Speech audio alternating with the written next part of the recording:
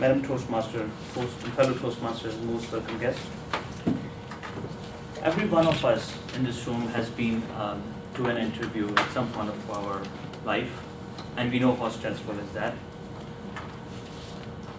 Generally, the interviews last for half an hour, and in those 30 minutes, they want to know everything about you.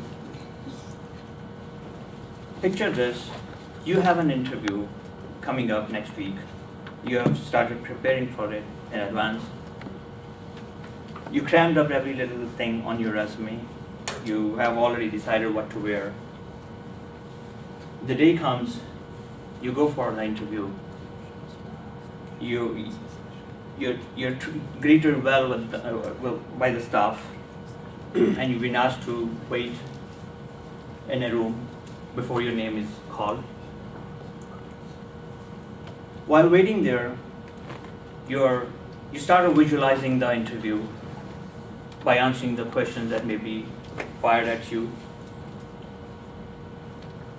Your virtual interview is interrupted as you hear someone call your name and ask you to go to another room where a real interview is supposed to happen. There are two people in the room. One is the hiring manager, and the other one is the HR. The difference between hiring manager and the HR is, the hiring manager is usually the supervisor of the team, and if you get hired, you'll probably work with this person. And the HR manager is the manager of the human resources department of the company. As the interview starts, the hiring manager starts asking you about your educational background, your qualifications, your work experience, your job skills. You answer them to the best of your knowledge, and the hiring manager seems satisfied with your answers. Now, the focus changes to the third person in the room, who's been sitting quietly and watching you for the last 15 minutes. Mr. HR. As Mr. HR starts off with his set of questions, he started asking you questions, and most likely you will hear a question from his mouth that, what do you want to work for us? Your natural reaction to this question would be, well, you have a job opening and I'm looking for a job. But an answer like that could eliminate your chances of being hired. So therefore, you would have to come up with a diplomatic answer. You would have to say good things about the company, good things about the job that you're applying for, and some great stuff about the staff. Another twisted question in HR's trap could be something like that. What are your greatest weaknesses and strengths?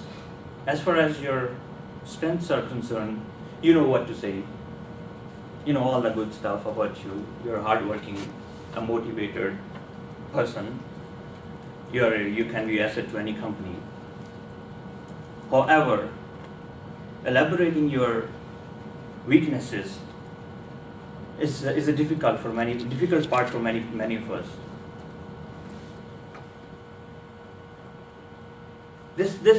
This question, the purpose of this question is straight and simple. They want to admit your weaknesses in front of them, but you don't want to be too honest about this question again.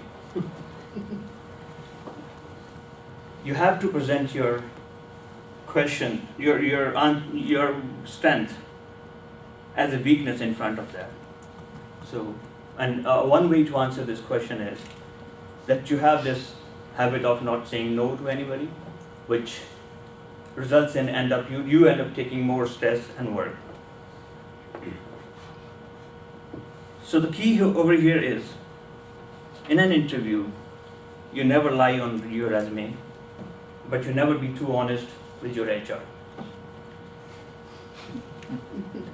Remember, honesty is not always the best policy here.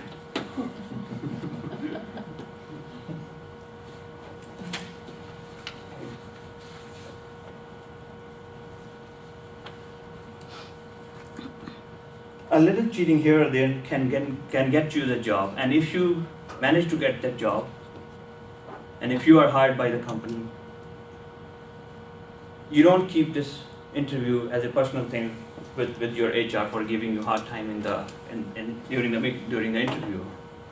So in other words, just forget and forgive. Madam Toastmaster.